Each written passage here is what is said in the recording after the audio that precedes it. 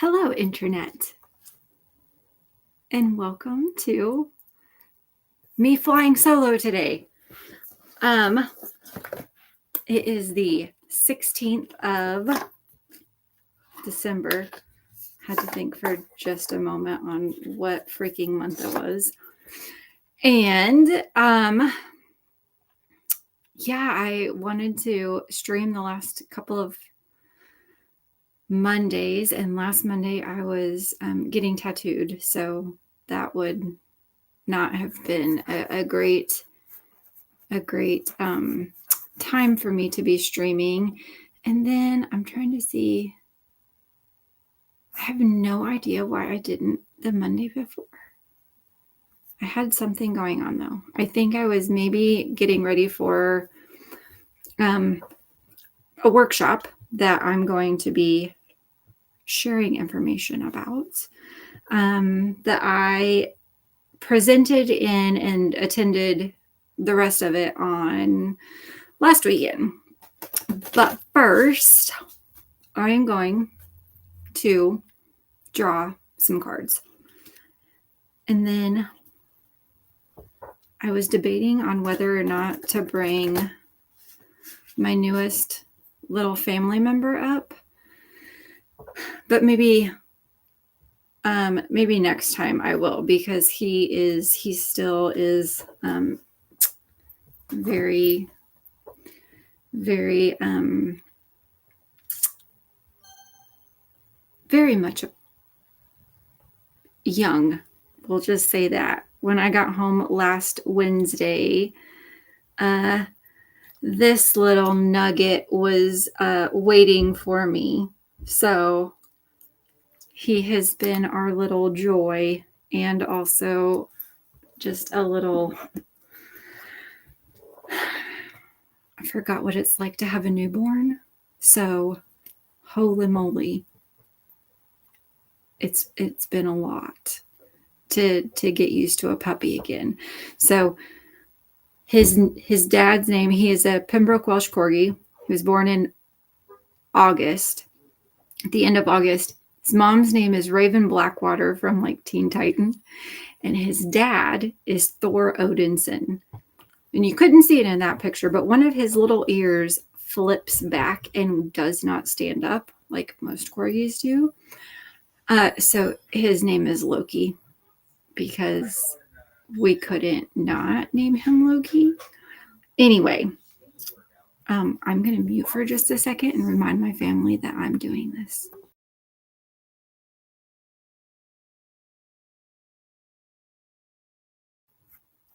Okay.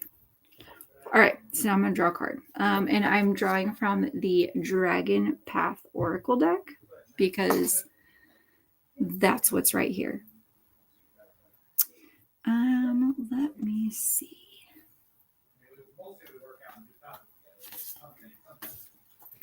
They say they remember, and they're still talking really freaking loud. That's okay. This is hilarious. Okay.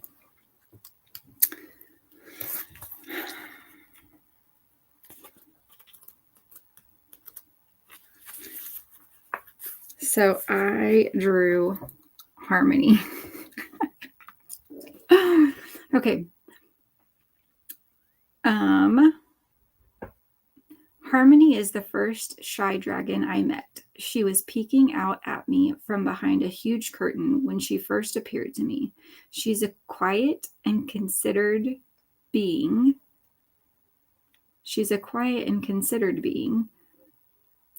And is a lot less brash than some of the other dragons I have encountered. I asked her about her qualities, and she replied, I am the bringer of harmony, restorative on an interpersonal level and an outer global level. If you are wrestling with a problem that you are unable to resolve, ask her to bring her beautiful, harmonious influences to the situation and guide you in any steps you may need to take. If she has appeared to you today, she asks, what area of your life needs reviewing? What do you need to let go of? Is it judgments or old habits? What is it in your life that needs reharmonizing? I will assist you in taking these first steps, supporting you as you go. Take some time to sit and contemplate your life as it is and look honestly at what may require changing. It may be something quite small, just a little tweak, or it could be a life-changing event. She goes on to say, the answers you seek all lie within you, so sit quietly, ground yourself, be present, and reflect. Your inner knowing, under my guidance, will help bring the answers to the surface for you. She reminds us tomorrow is a new dawn, and being in our heart center ripples out with positive effect. She will often appear when there has been discord or upset. This can be personal or on a global scale. She is the harbinger of change, and her role is to bring harmony to the world. So,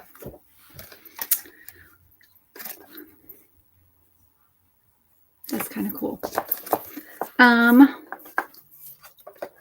Let's see. I don't know, for writing, for me, I think it is trying to bridge my two,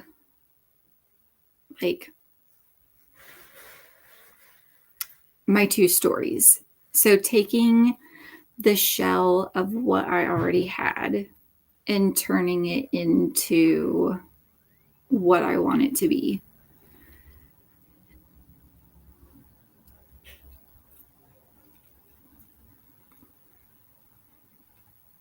And then also, as of Thursday at 6 o'clock, I'm officially on vacation for 17 days and I can't freaking wait. So during that time, I'm going to be editing what I finished over November. And I was going to put my shirt on before I started the live stream. And I forgot. So maybe I'll wear that next week. But anyway, and so I think for me with that process, it is not a process I like. And so finding my center and being grounded as I start editing. So yeah, I'm going to shut my door because my family is mostly my husband is talking loud and distracting me.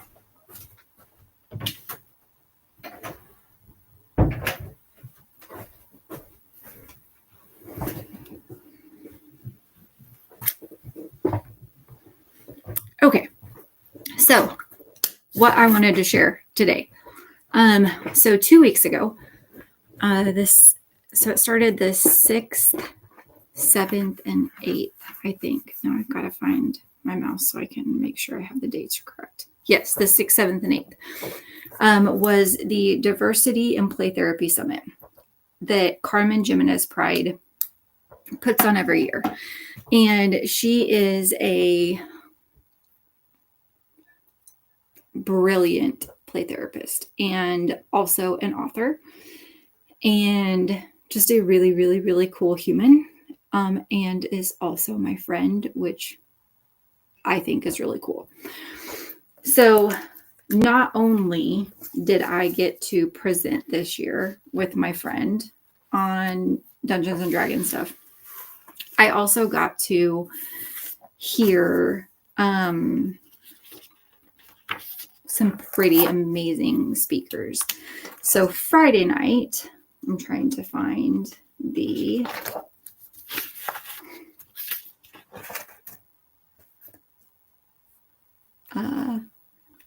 where is the, there it is, my notes.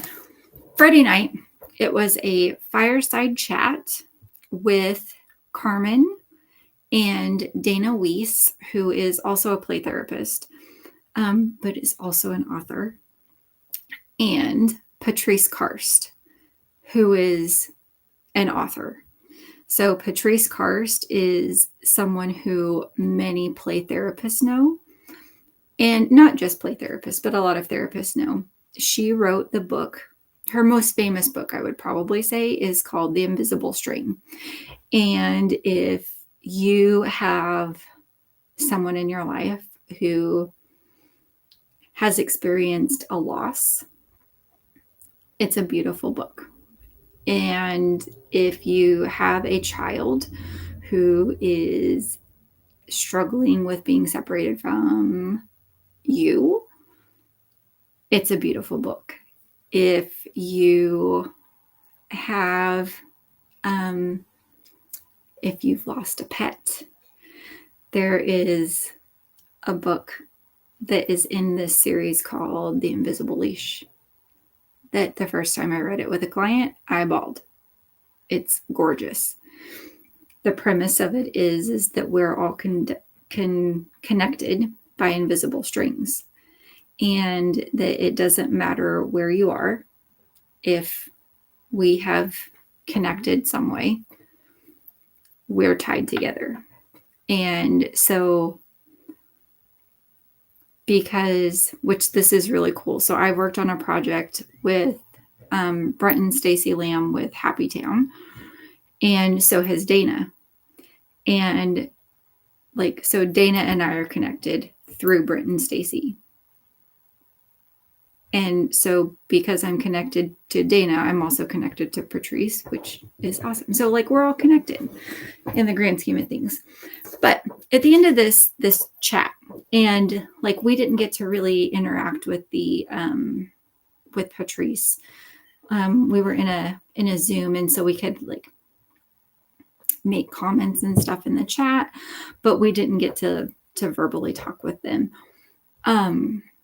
But one of the things that Carmen did at the end, and kind of throughout, this was something that kept coming up, was, just advice. And a lot of it was about creating and writing and all of that. So I was just, these two sides of my life are clashing in the middle, and it's just beautiful.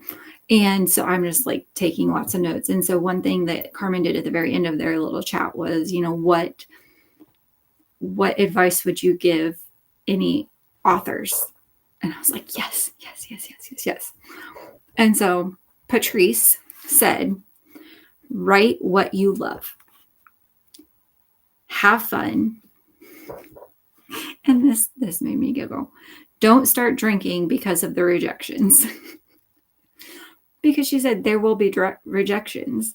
When she presented The Invisible String, which, to give you some perspective, has been translated in 20 languages. And next year, I want to say she said is the 20th or 25th anniversary of this book.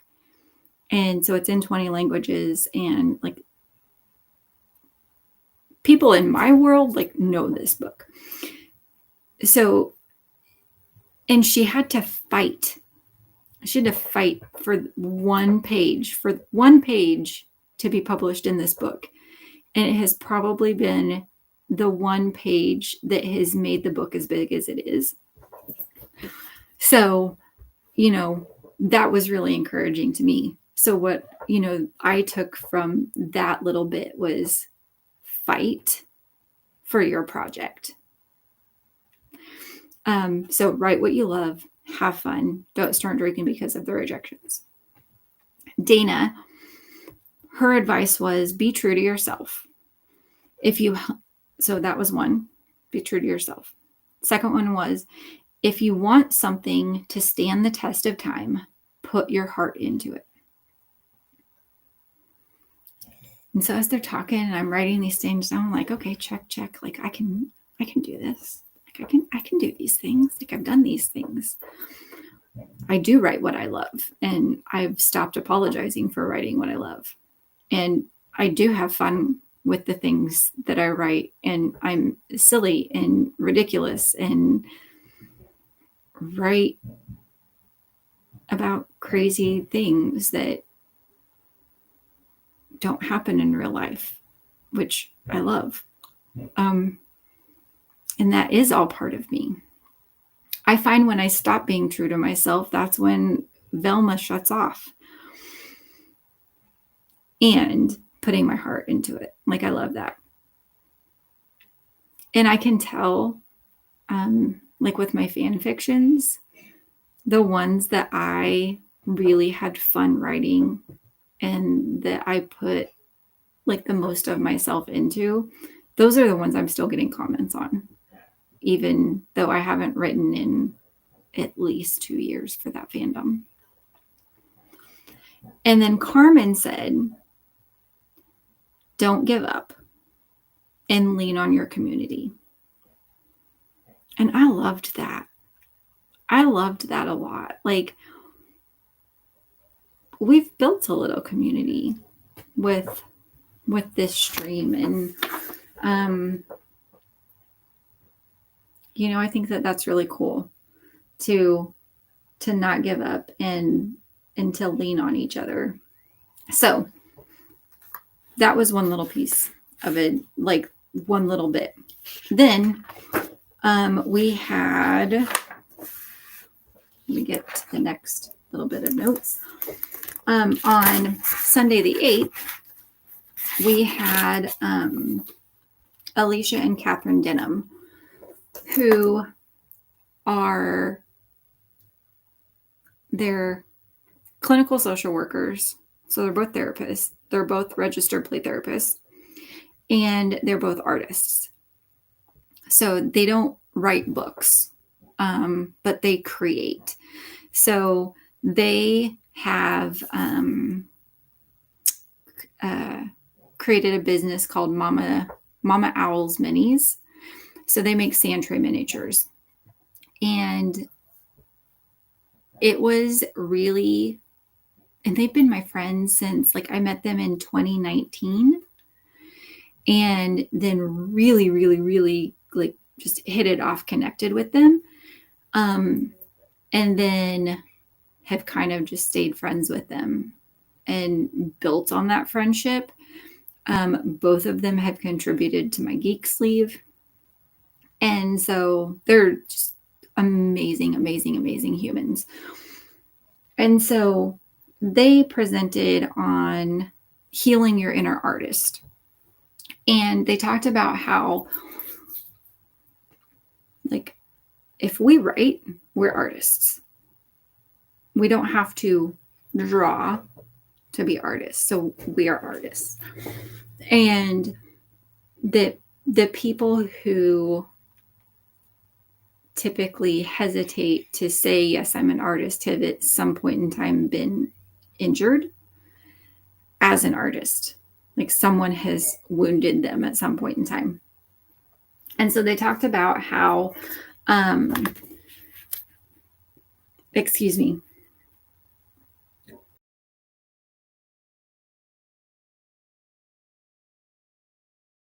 Maybe it says I'm live. We're going to keep going because we're going to keep going. So that was what the workshop was how to heal your inner artist. And they had several steps to how to do that. And I was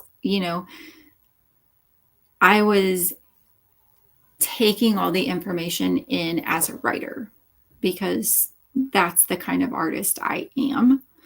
So the first thing was, and I asked them, I asked Carmen and Dana and Patrice, like, in the chat, I was like, can I share this information with our people? And they're like, yes. And then I asked Catherine and Alicia, and they're like, yes, please, you can share. So these are steps that they have come up with, that when they start to get stuck in their creative process, they go back to these steps to their list. First step is intention. Why are you creating? So why are you creating? Is it for someone else? Is it to get paid? Is it like, what's it for?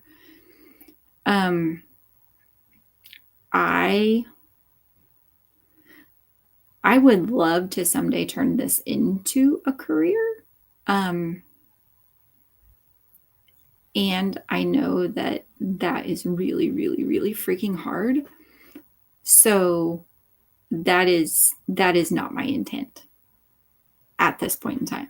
My intent for creating is to tell the stories I want to write and to have fun. Like, those are my intent. My biggest intent is to tell the stories that I want to read. Second one, so important as a writer, as an artist, to make sure that you are critiquing your skill set, not yourself.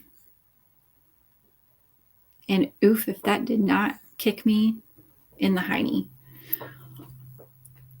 And I thought back to when I sent my first chapter of Alana to my friend, and in the 5 pages it had, I don't know, 60 some comments on it. I did not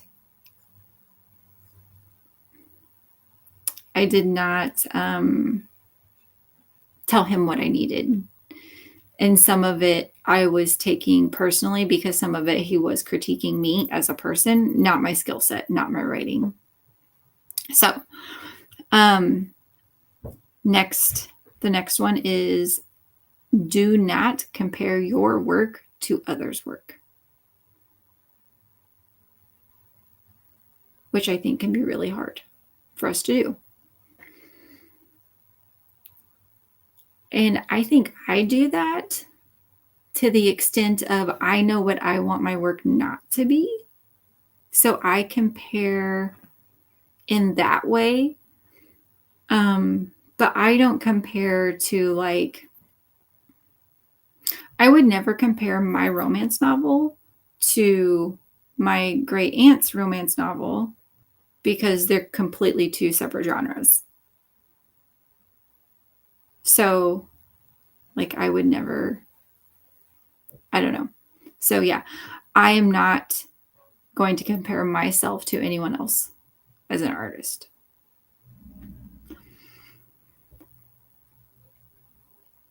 This one I think was really big. And it's something that I hadn't thought of, and it's definitely not something that I do consciously. And I think mainly because I share my space. So my kid, that's their space back there. And not that they use it a ton, but I share my creative space with someone else. So the next one is protect your creative space and creative energy. So listen to your body and figure out what you need to foster your creative energy. And also know that you cannot force creativity. And that I do know, because when I tried to force writing Alana one year, actually the first year that I did Nano in 2020, I was not having it. And then finally my friend had asked me that I was writing with, she was like, what do you want to write? I was like, I want to write this part of the story. She said, write it. And during the month of November, I wrote over 100,000 words, because I was trying to force starting at the very beginning, because that's where you should start. You should start at the very beginning and work all the way. Yeah. I think you guys know my brain by now, that that's not the way my brain works. My brain doesn't want to work at the beginning. It's not going to work at the beginning. So don't force it. Next one. Love this. Love this. Love this. Love this. Do not waste energy defending your art. Do what you love, that if nobody else loves it, you still do. And it's not okay everyone doesn't get it. I know for a fact that my books, especially my romance novels, are not going to be everyone's cup of tea. And that's okay. I'm fine with that because I love them. And I'm not going to defend it to anyone else. And when people read, well, I guess this book, probably all of my, maybe, I don't know.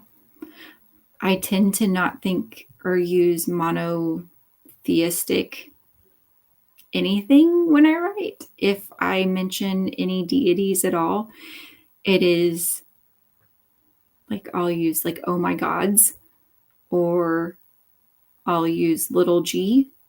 And I've had that critiqued before, and I simply say that's how this is supposed to be in this world, and that's all the defending I'm going to do, and I'm okay with that. So this one I have starred 3 times. This is very important. Past Erica is telling me this is important. Find yourself someone who is safe that you can trust with your art. So this is one thing that Catherine or that Alicia said is super, super important to have a balance. So she has a balance of people that will that can be gentle with her and that will be her like cheerleader, like everything is awesome. And then she has also people who will give her feedback in the way that she can receive and needs to hear it. That's important. So there are, like for me to have feedback, there are certain things that need to happen. And there are certain things that will shut me right down. So find those people. But you have to have a balance. You can't only have cheerleaders that tell you everything is awesome, even though that feels really, really, really good. And you can't only have people critiquing, because we need the feel good. We need the dopamine. We have to have it, or else we're not going to continue. Number 7, be confident in what you bring to the table. So value your individuality and what you bring, and know that what you bring is invaluable. So there is not another human out there like me. I mean, I helped create a human, so that human is somewhat like me. I came from 2 humans, so I'm somewhat like them. I'm related to some humans, so I'm somewhat like them. But there is not another human that is exactly like me, because they have not lived my life with my perspective and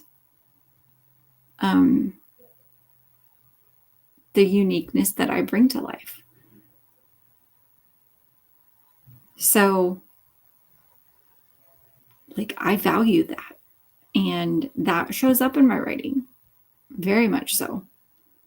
And I'm confident in that. So, when someone tries to, so like in the editing process, this just happened with a magazine article. If there was something that they wanted to change, and I was like, no, and this is why this needs to stay this way. Number 8 is tap into your inspiration. So find whatever your inspiration is. So if like my inspiration is number 1, Dungeons and Dragons. So for that story, if I am struggling, I will go back and I will look at pictures. I will go back and I will read through my session notes about what happened before. I'll talk to my friends that I played with, and we'll just kind of reminisce. And then I'm like geared up and ready to go. For other stuff, Sometimes it's just reading. Sometimes for me, it's reading. Sometimes it is finding pictures of what things might look like. It really just depends. So those are like my muses. So find your muse. Figure out what it is. Sometimes it's music. Sometimes it is getting in nature. Alicia's, I think, was getting in nature, like so they live in Florida, so it's a little bit easier to do this than it is in Kansas right now where it's kind of cold. But like going and putting your feet in the dirt, like being outside where it's nice. And then the very last thing that they said was have fun. And if you're not having, like, it's kind of a theme that I was sensing around all of these, people who are creating, like, have fun. And I have noticed for sure that if I'm not having fun, it's going to reflect in my writing. It's going to feel like a task and I'm not going to want to do it. Which is how sometimes the month of November has felt for me. This year felt completely different. It didn't feel like a task, and I was still excited to write at the end of it, which is really, really cool. And then one last thing, because I was just noticing, I've got tons of different things that I could say, but the one last thing that I'm going to say, and then I'm going to take some time to write because I've been talking for almost 32 minutes and I want to write, is this. So this is one thing that Catherine and Alicia said. Another thing, if you're expecting perfection, you're going to get in your own way. It's not going to be perfect. It's not. Even if, there are edited books by big name authors that I find things in.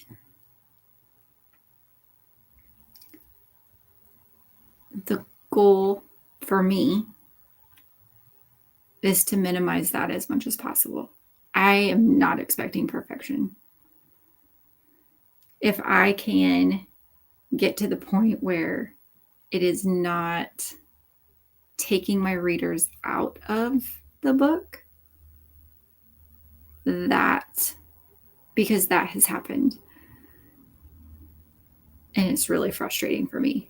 I'm like, did you not have anybody edit your book? Like, I don't want people to be thinking that. So, like, I don't want to be sloppy, but I'm not expecting perfection. So I loved all of those things. And I'm going to set just a 15-minute timer. And the dog is getting in trouble. I don't know what he did. He got into the Christmas presents earlier.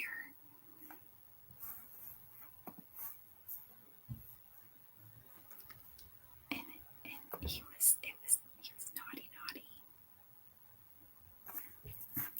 Okay. So let me set some music.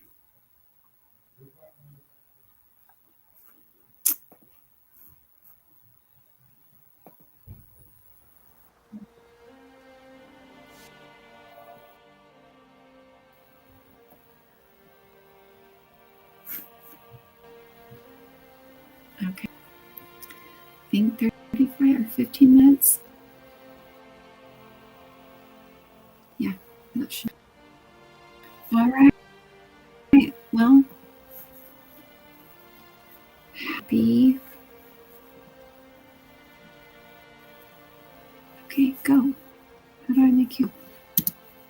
I like that. Okay. Happy writing.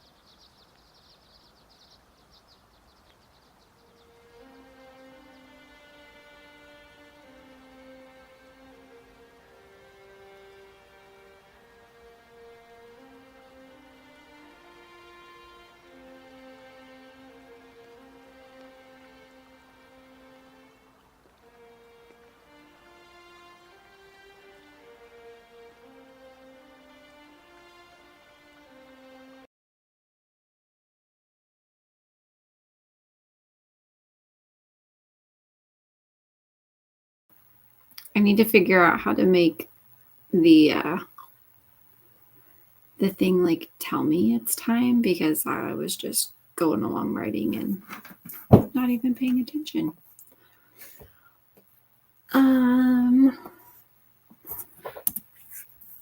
Let me see. Kind of took me a second to get back in the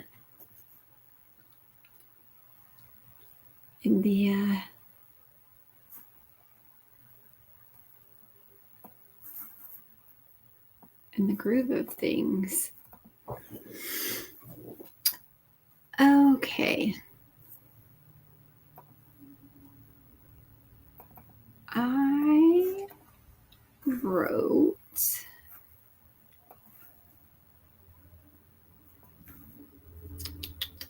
538 words.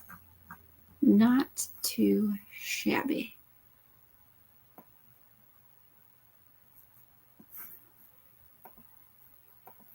So yeah, it's kind of fun to get back into that swing of things.